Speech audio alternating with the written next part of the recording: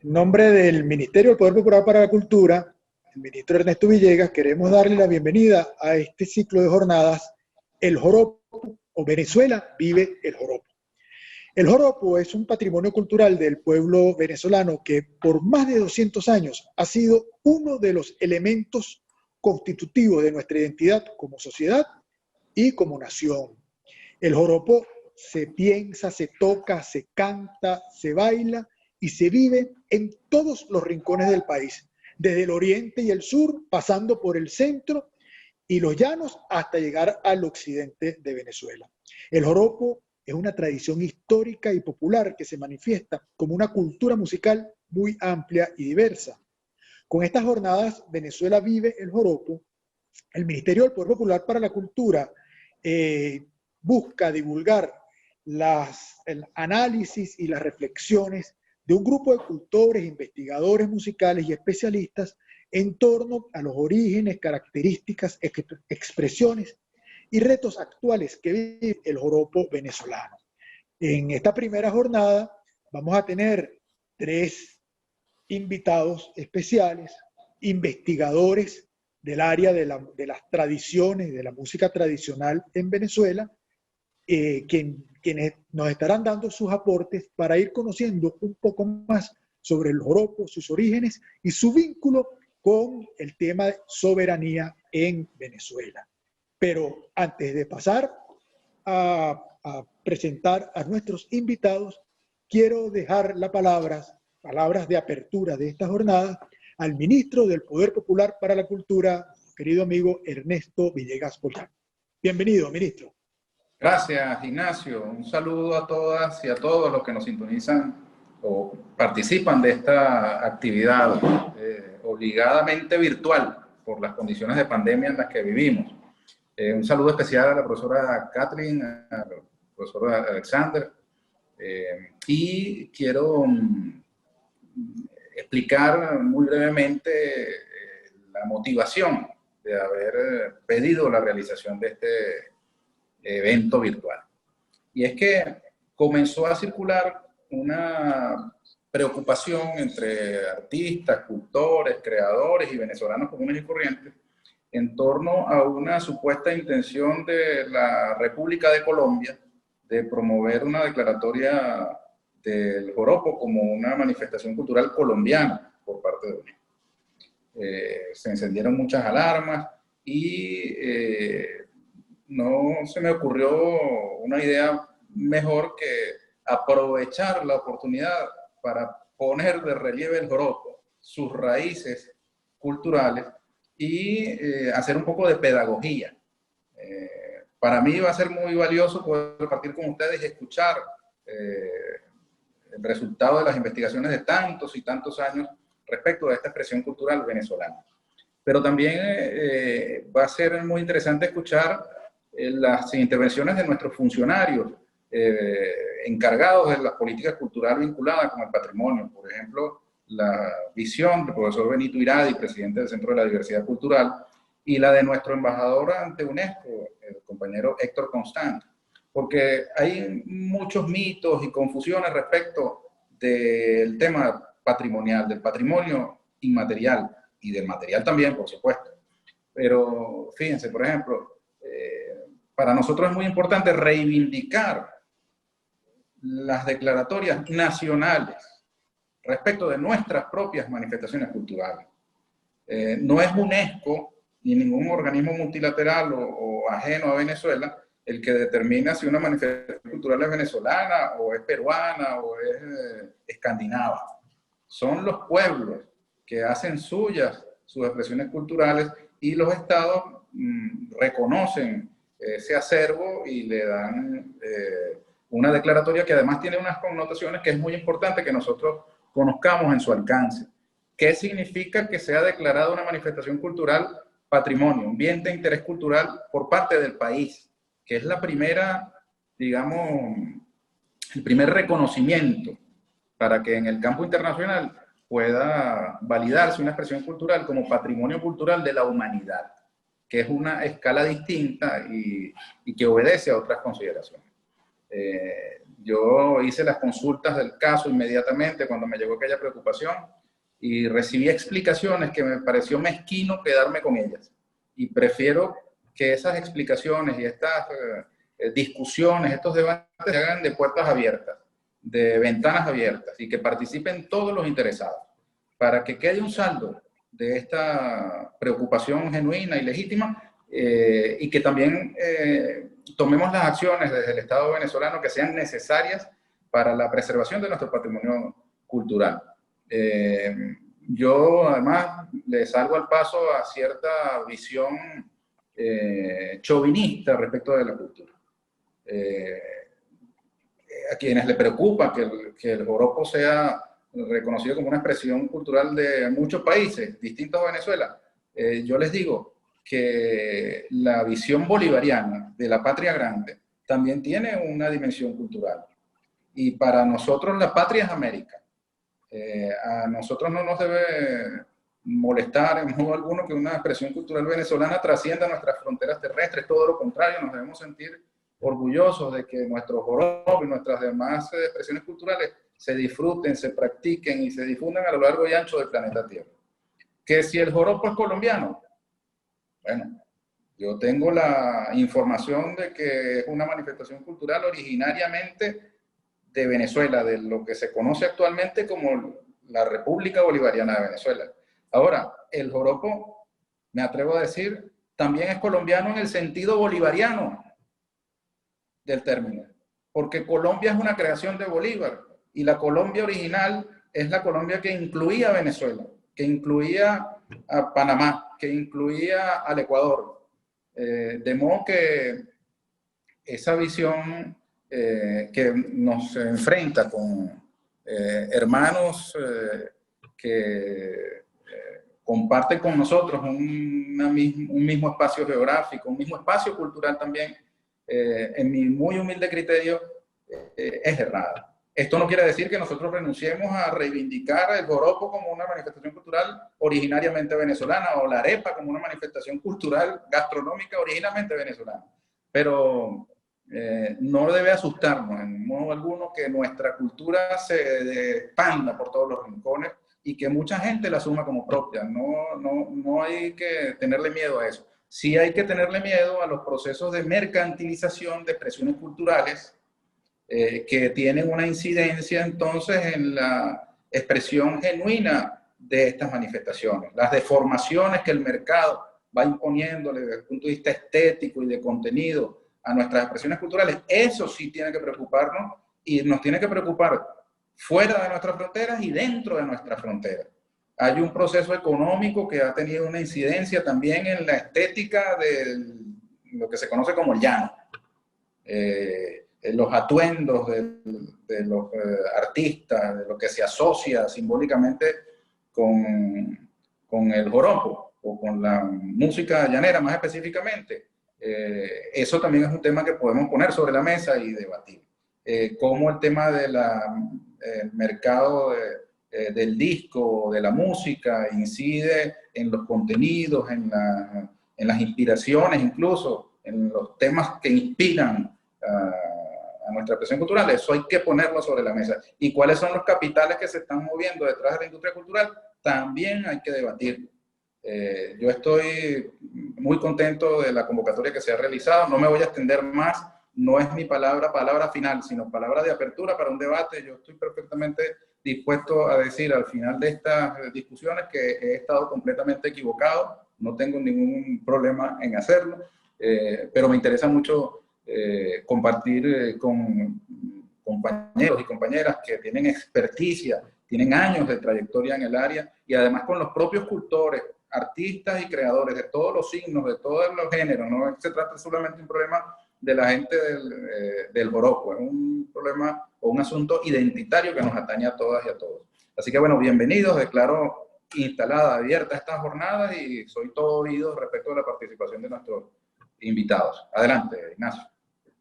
Muchas gracias, ministro. Bueno, excelentes sus palabras y muy pertinentes para la siguiente participación, que nos habla precisamente sobre el joropo como parte de la identidad latinoamericana y parte del proceso de migración también, ¿no? Para eso contamos nada más y nada menos que con la doctora Katrin Leckminath, que además de todo, hablando del joropo que ha pasado frontera, la doctora Katrin es de origen alemán y se viene a Venezuela, bueno, buscando el joropo, ¿no? La doctora nació en Alemania, realizó estudios de musicología y de latinoamericanística en Polonia y en Alemania, y también hizo un PhD en la Universidad Humboldt de Berlín. Está aquí en Venezuela desde el año 1995. Y en el ámbito laboral se ha desempeñado en el campo educativo, investigativo, gerencial y artístico. Sus indagaciones se han concentrado en las culturas tradicionales y populares venezolanas y latinoamericanas, en las que ha abarcado aspectos metodológicos, clasificatorios, históricos, lingüísticos, semióticos y fenomenológicos, entre otros. De ahí ha resultado un par de libros, Panorama de Tradiciones Musicales Venezolanas y estudios en torno al joropo central. Desde el año 2012 es la representante oficial de Venezuela ante el Consejo Interamericano para la Música Tradicional, y entre el 2013 y 2017 fue presidenta de la Sociedad Venezolana de Musicología. También es miembro activo de la Asociación Internacional para el Estudio de la Música Popular, rama Latinoamérica, y en la Universidad Nacional Experimental de las Artes en Venezuela, en la UNEARTE, labora como investigadora y docente y coordina a partir del año 2013 el área de investigación de artes tradicionales. También tengo entendido que la doctora Katrin, junto con otros de los ponentes que están en el día de hoy, está realizando en estos momentos, o dirige, un seminario, doctora, con el Claxo, ¿no? Quisiera también que nos hablara un poquito de eso. Entonces, bueno, sin más preámbulo, los dejo entonces con la doctora Katrin Leckminath. Bienvenida. Bueno, muchas gracias entonces por esa bienvenida y por esa oportunidad. Sí, hay muchas cosas que hablar alrededor del joropo, pero debido al tiempo tan limitado, bueno, voy a quedar bien breve en el sentido de que no voy a abarcar todo lo que hay, sino dos aspectos principales. ¿Me escuchan bien? ¿Sí? Ok. Entonces, quiero sí dedicarme un ratico a la identidad latinoamericana y el joropo dentro de ella, porque el joropo siempre ha sido parte de procesos de migración en Latinoamérica, y no solamente Latinoamérica. Voy a empezar donde hay que empezar, en el origen, que es el fandango, o que hoy llamamos fandango, y que existe o ha existido desde hace unos 400 años como una fiesta popular de baile, con letras cantadas, con instrumentos musicales, con estructuras rítmicas y también significados particulares.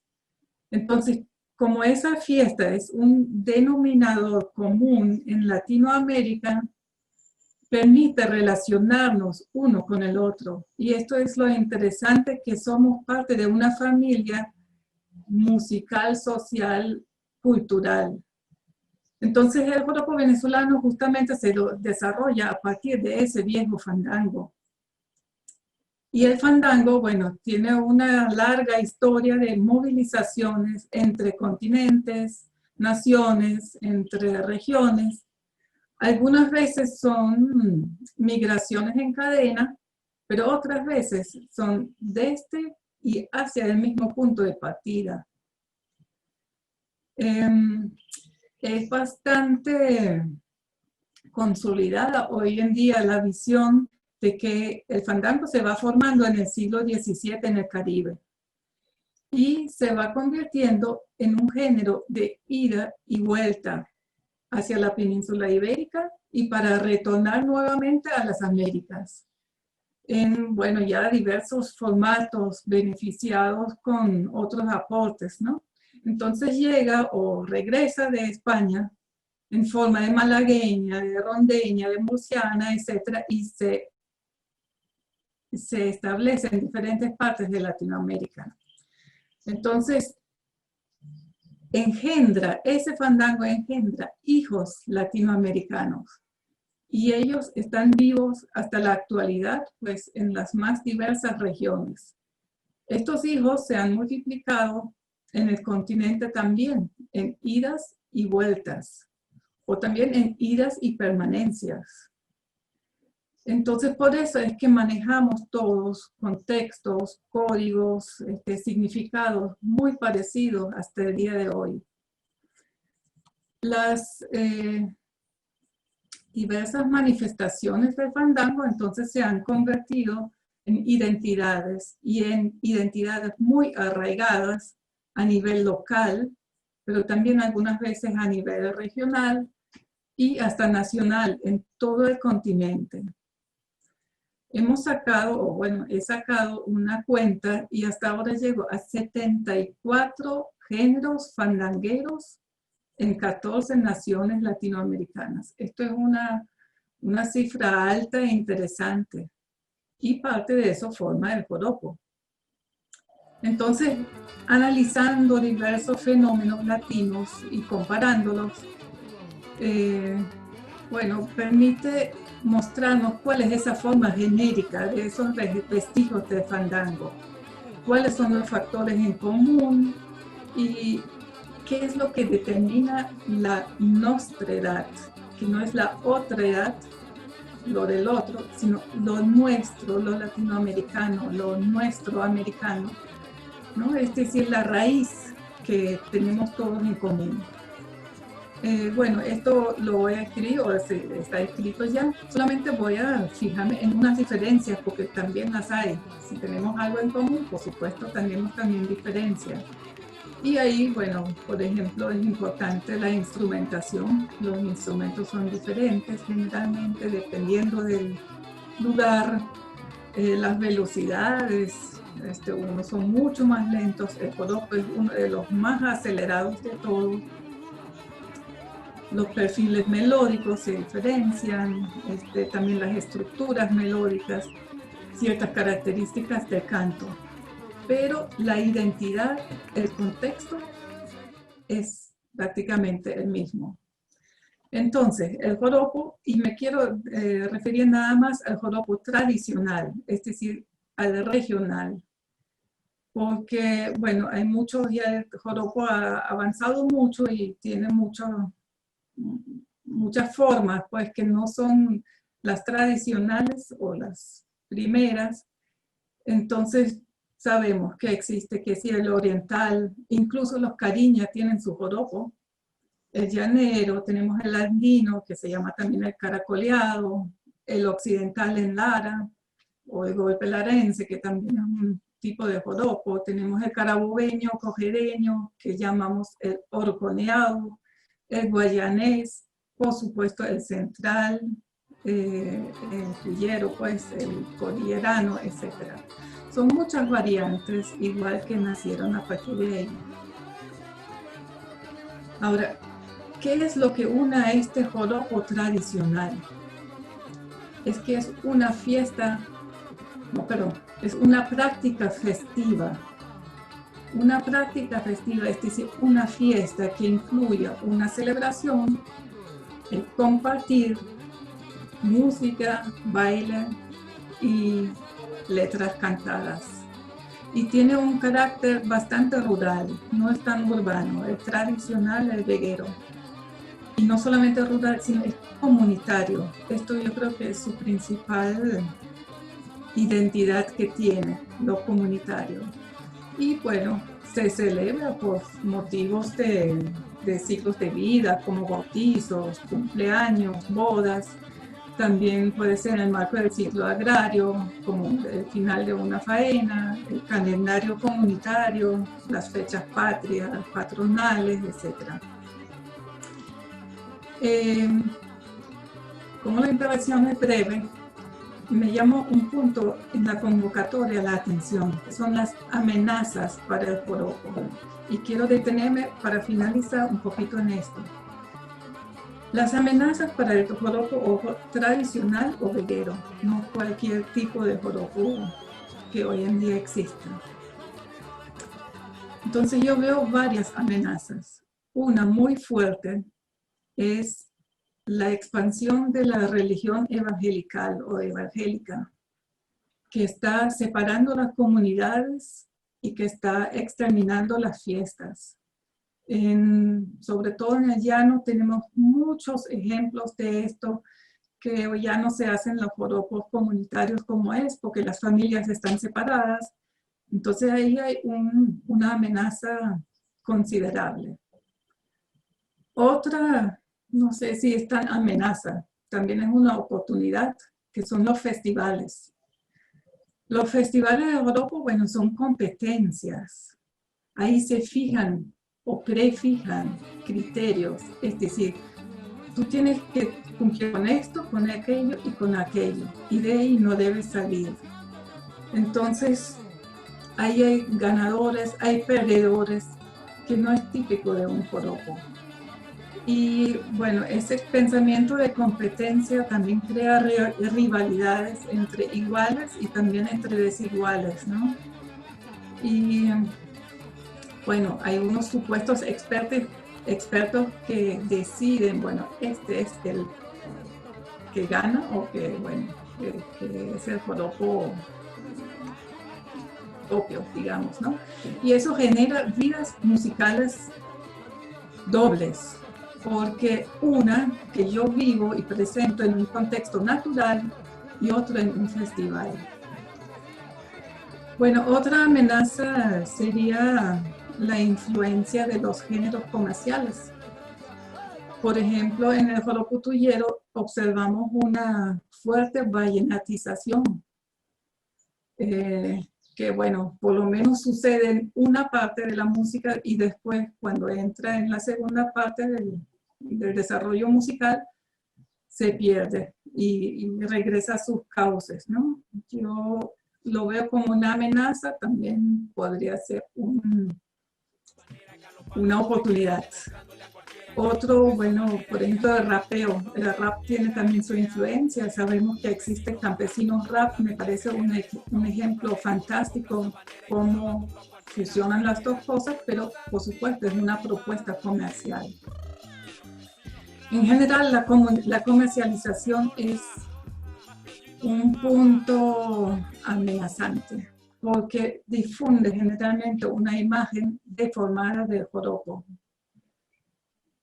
Y otra amenaza también es el uso para propaganda política, que hemos visto mucho porque desvirtúa el sentido del joropo, el sentido comunitario de fiesta.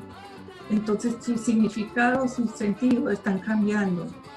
Y además, como son contextos políticos, también separan las comunidades, porque unos están ahí y los otros allá.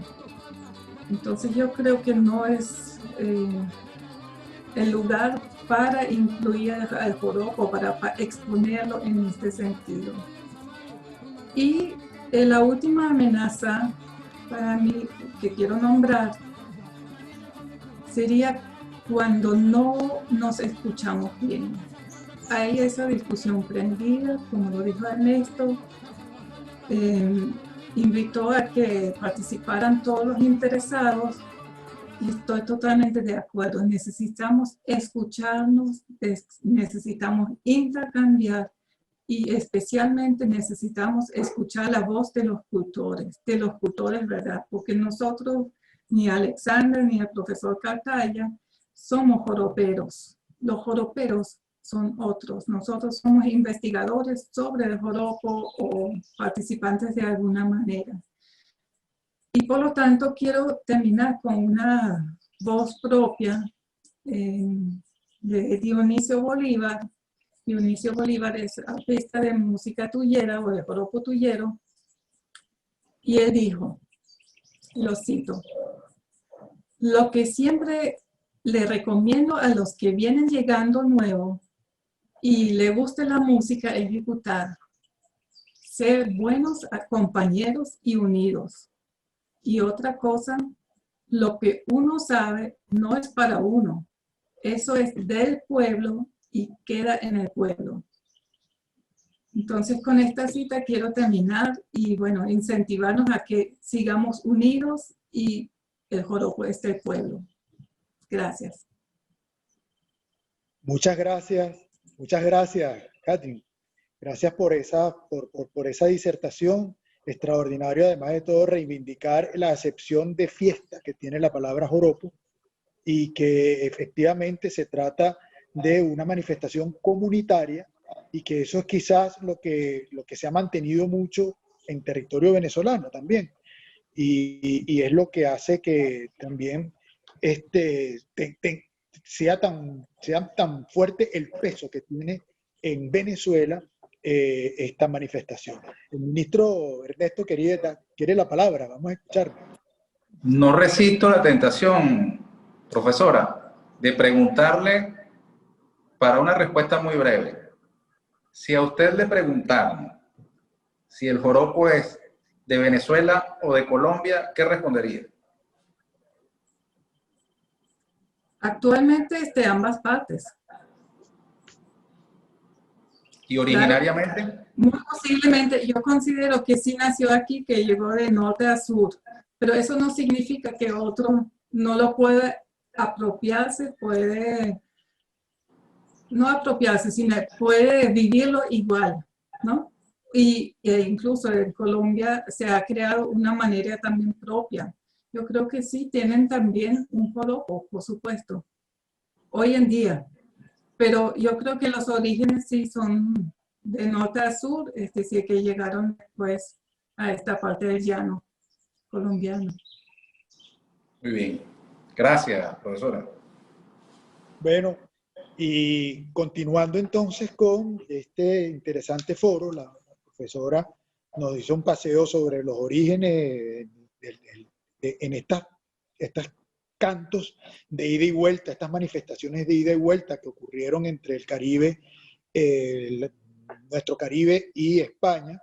Incluso la palabra joropo, hay quienes dicen que viene del árabe, que viene del sirop árabe, del jarabe, y por eso está tan vinculado al jarabe tapatío en México, ¿no?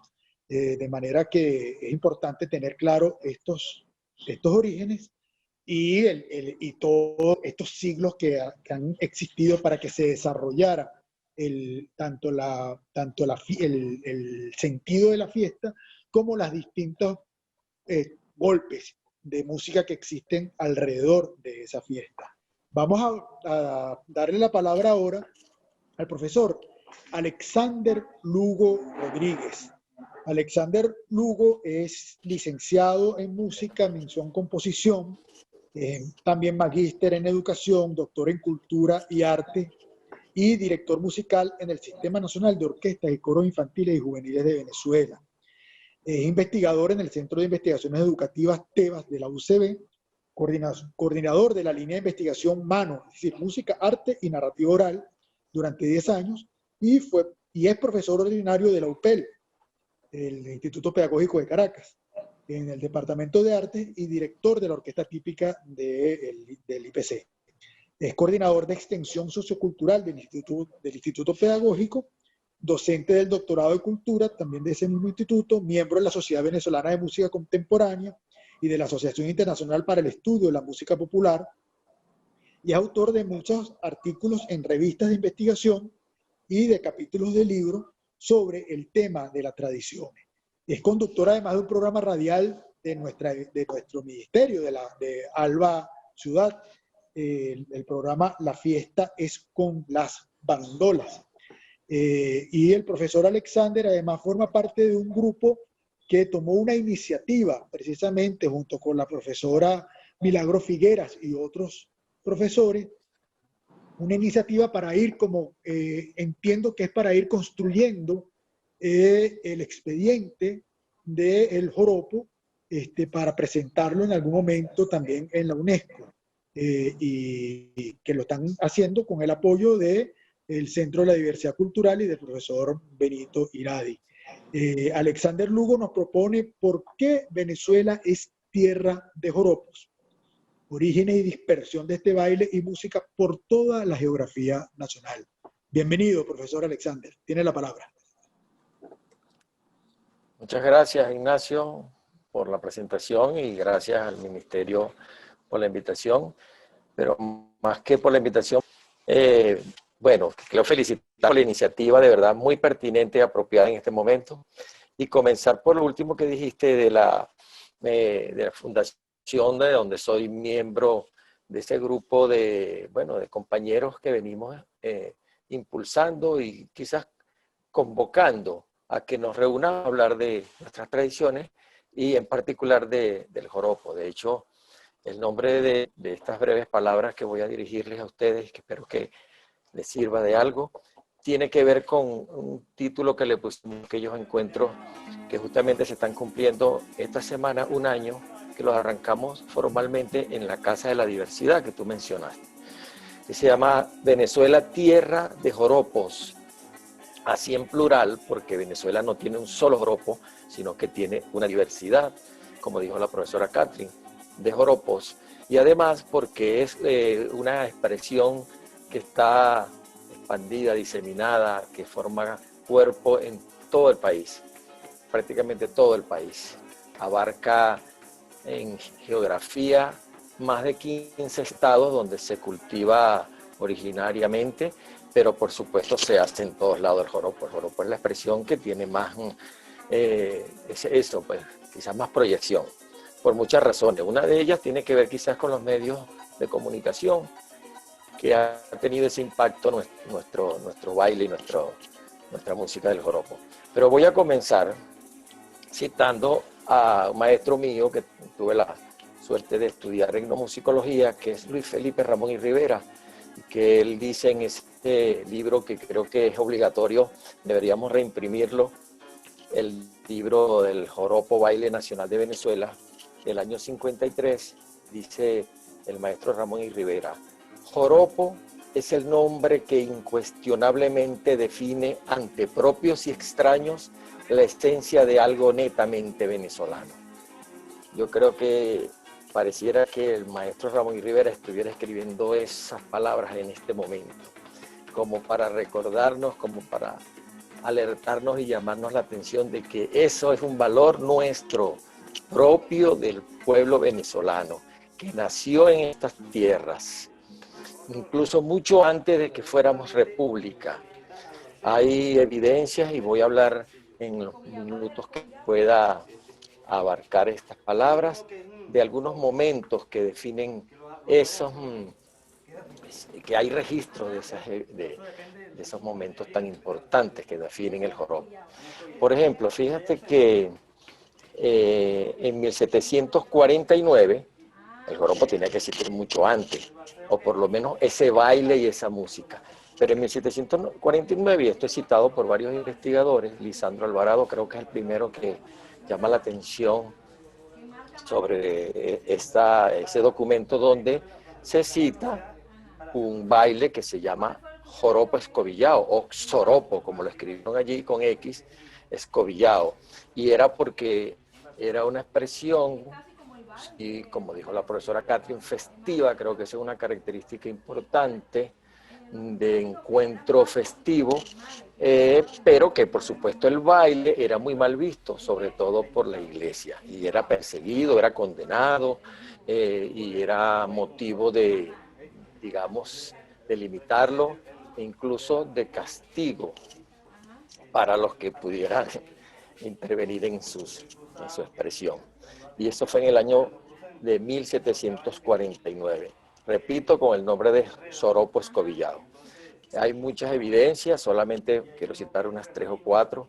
En 1815 ya había iniciado nuestra guerra por la independencia, ya habíamos perdido la Primera República en 1812, pero en 1815 se hace, bueno, muchos encuentros para apoyar la gesta libertaria de los republicanos, encabezados por nuestro libertador Simón Bolívar, y son llevados a juicio 5 o 6 personas, donde se denuncia que en una casa están bailando y dando loas a los libertadores, a Bolívar, y cantos donde apoyan a Bolívar y hacen loas de su gesta, y donde bailaron joropo.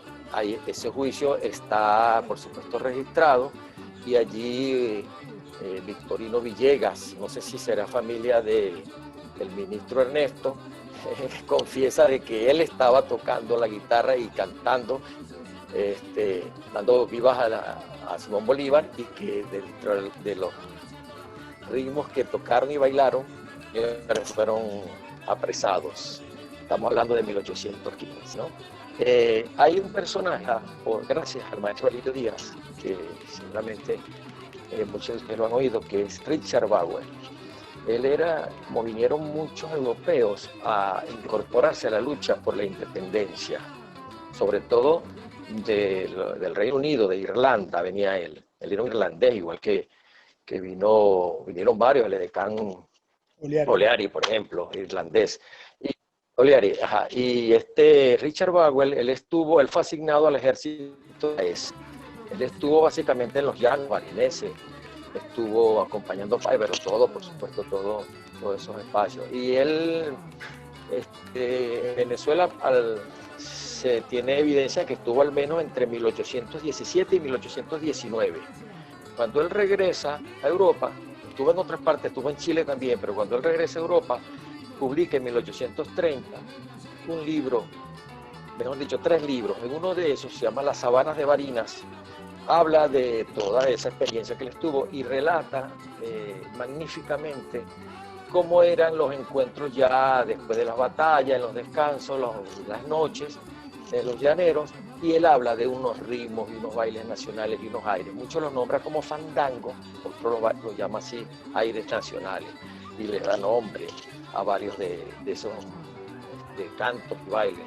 La zambullidora, recuerdo ahorita, el pitirrillo, por ejemplo. Él los llama así como fandango o encuentro.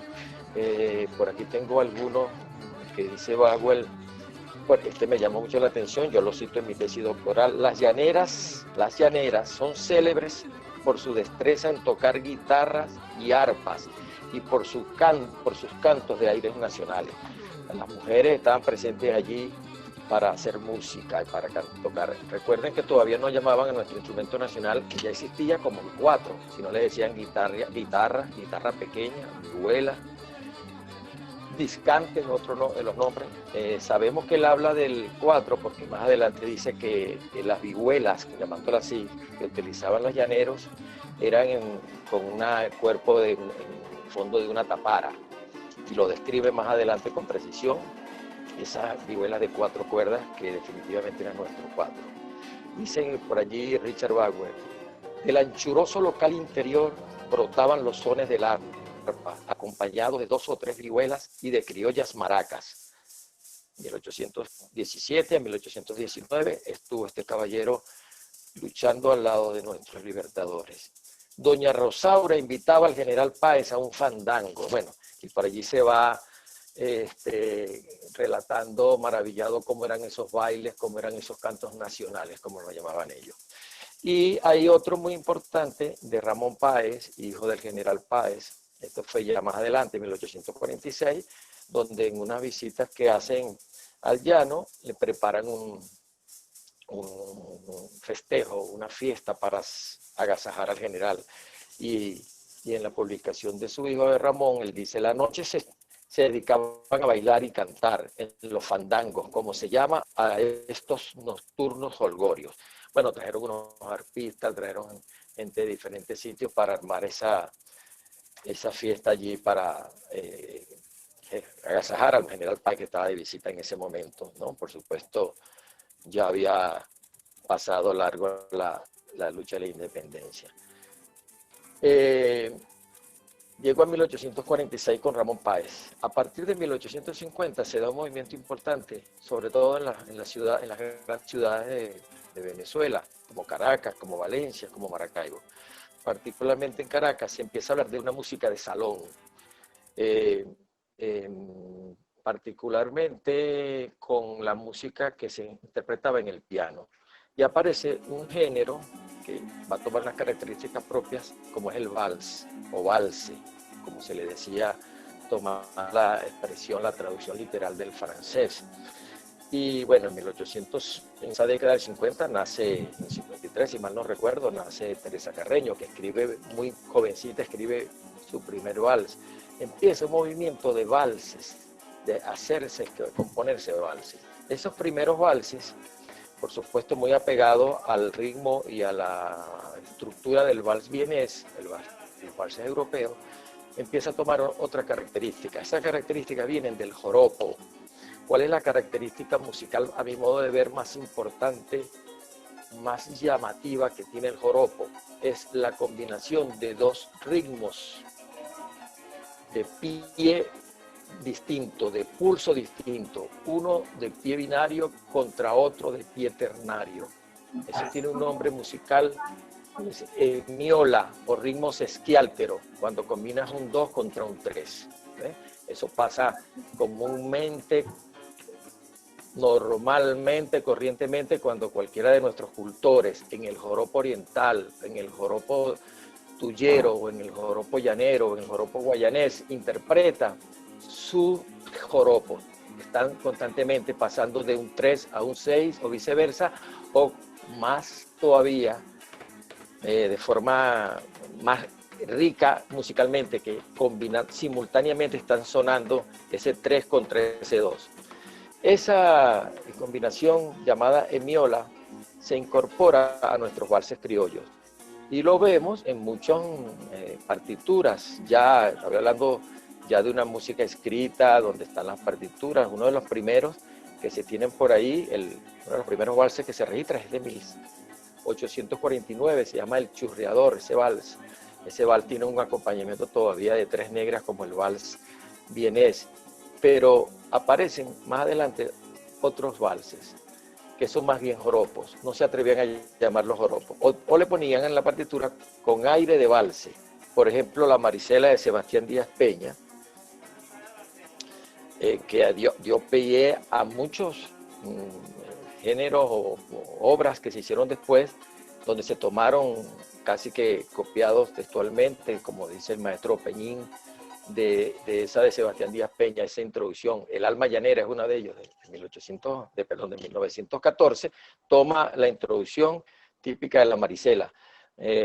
Ramón y Gabriel Montero también escriben joropos, estos sí los colocan el nombre de joropo, tomando esa partitura, el inicio de la partitura de la Marisela de Díaz Peña. Y está otra pieza, otro joropo, a mi modo de ver, que es el jarro mocho de el compositor venezolano Federico Volmer, de los Valles de Aragua. Escribió muchas piezas Volmer, bellísimos valses. Y escuchaba Volmer con seguridad los joropos que se hacían en la zona del centro, los que llamamos ahorita joropo central o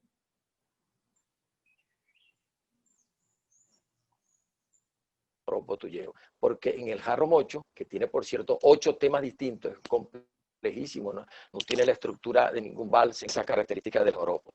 Y también tenemos otro joropo que también es finales del siglo XIX, que lo llamaron vals y se sigue tocando hasta el sol de hoy, gracias a Dios, que es una pieza de el zuliano radicado en La Guaira muchos años, que es Heraclio Fernández, que escribió El Diablo Suelto. El Diablo Suelto es un vals en la indicación de la partitura, por esto se la debemos también al maestro Elirio Díaz conocer la partitura original, pero sabemos que se toca y su aire es un joropo, vamos a llamarlo de ciudad, un joropo urbano.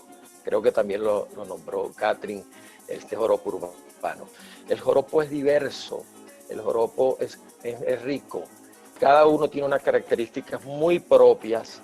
Si hablamos de un joropo oriental y un joropo llanero, un joropo del centro, un joropo de Guayana, podemos ver que tienen unas características muy propias y tiene también muchas cosas que los unen. ¿Qué los une? El baile, los une la fiesta y el carácter. Y es, repito, como termino con esto, recordando a mi maestro Ramón Rivera, es una manifestación incuestionablemente venezolana. Muchas gracias. Gracias Alexander por tu participación. Creo que me pasé un poquito. Un viaje en el tiempo con todos esos rastros que ha dejado el joropo a lo largo de nuestra historia, y muy interesante poder constatar que esa palabra ya era utilizada en el siglo XVIII para definir lo que era la fiesta. Quizá la palabra fandango se mantuvo, sobrevivió más en el tiempo para definir el género, pero evidentemente que ya el joropo como fiesta lo podemos ver asentado en el territorio nacional desde el siglo XVIII. Muy importante este dato y agradecemos de verdad tu participación. No sé si el ministro, en calidad de periodista, tiene alguna cosa que preguntarle también a Alexander Alredo respecto a esto. Bueno, la verdad es que la pregunta la respondió ya al final.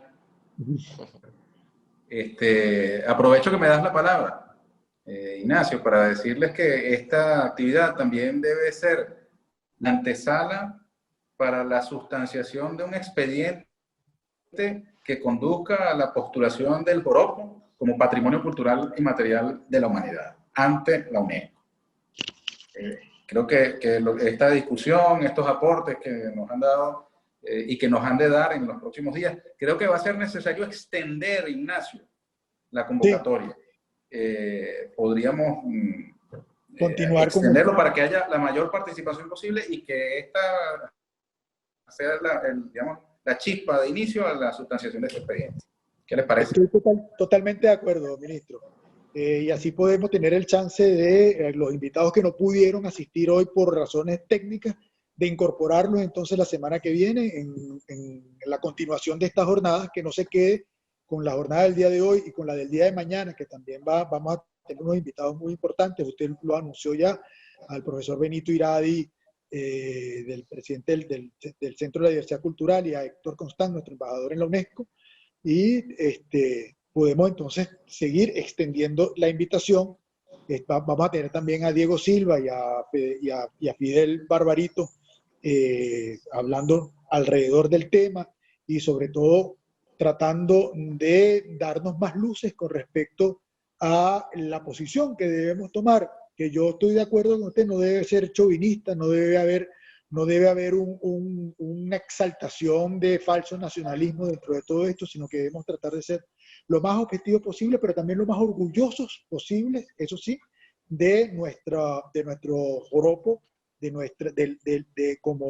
como elemento originario aquí del proceso de construcción de la nación venezolana, ¿no?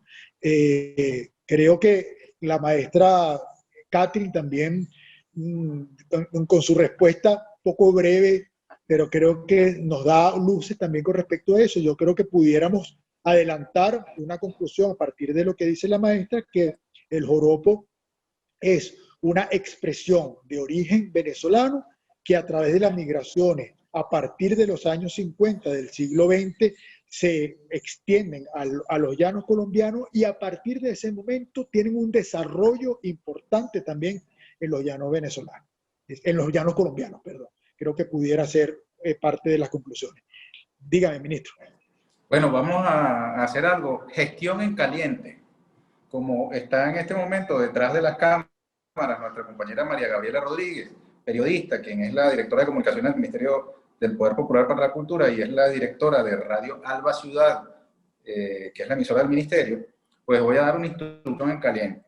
Vamos a abrir en nuestra programación una franja de 1 hora, cada cierto, con el periodo en que podamos ajustarnos. Puede comenzar a ser semanal y de pronto hasta puede aumentar la frecuencia, que se llame Hablemos de Joropo. Y entonces no solamente coloquemos en antena temas musicales de nuestro patrimonio cultural, sino que además haya expertos, especialistas que nos vayan haciendo esta explicación cotidiana. Creo que puede ser una derivación interesante de esta experiencia que hemos tenido, sumamente interesante. Maravilloso, ministro. Estoy totalmente de acuerdo. Catherine, ¿quieres decirnos algo? Mira, yo creo que de verdad es importante escuchar a los cultores. Por supuesto. Que estamos hablando nosotros, ellos están invisibilizados en esta discusión. Vamos a llamarlos, vamos a integrarlos y vamos a aprender a escucharlos, porque cada quien maneja también un lenguaje muy distinto, ¿no? Yo creo que es muy importante acercarse hacia ellos y buscar los testimonios desde ahí. Esa es la instrucción inicial. El asunto estuvo en el tema tecnológico, pero se suponía que en esta primera sesión iban a estar ellos presentes. Pero la idea es que podamos prolongar este espacio en otras plataformas con la participación permanente de nuestros artistas, cultores y creadores. Muchas Lo que gracias. pasa es que cambia la metodología, ¿no? Porque uno tiene que ir hacia ellos, no es al revés. Uno es el interesado y tiene que dirigirse ahí porque además no tienen los medios como usted lo dice. Exactamente. Así que si yo tengo que prestarle un teléfono, conseguir un teléfono que participen nuestros cultores, pues así lo hacemos. Queda encargado Ignacio Barreto. Nos movilizamos entonces para eso, para garantizar entonces la presencia de nuestros cultores en esta edición. Pero quiero agradecerles Oye, Ignacio, permíteme, es que los cultores son como el pollo del arroz con pollo. Así es. Es correcto. Hoy tuvimos parte del arroz, muy rico el arroz, muy bien condimentado. Somos unos arroceros. Así es. Pero le agradezco la participación de todos en este primer foro de estas jornadas que hemos denominado, no se me olvidó el nombre, ¿verdad? Venezuela vive el joropo, así es, y que trataremos entonces de extender en las próximas semanas para ir cada vez más completando ese maravilloso rompecabezas que nos va a indicar entonces qué es el joropo para el venezolano, qué es el joropo para Venezuela, qué es el joropo para la patria grande también, cómo lo podemos ver desde el profundo sentido bolivariano y, bueno, avanzando en una discusión muy rica. Muchas gracias, profesora Catherine, muchas gracias, profesor Alexander, ministro Ernesto Villegas. A orden. Nos estaremos viendo en una próxima oportunidad. Gracias. Gracias a ustedes. Que viva el joropo. Que viva el joropo. Así es. ¡Que viva!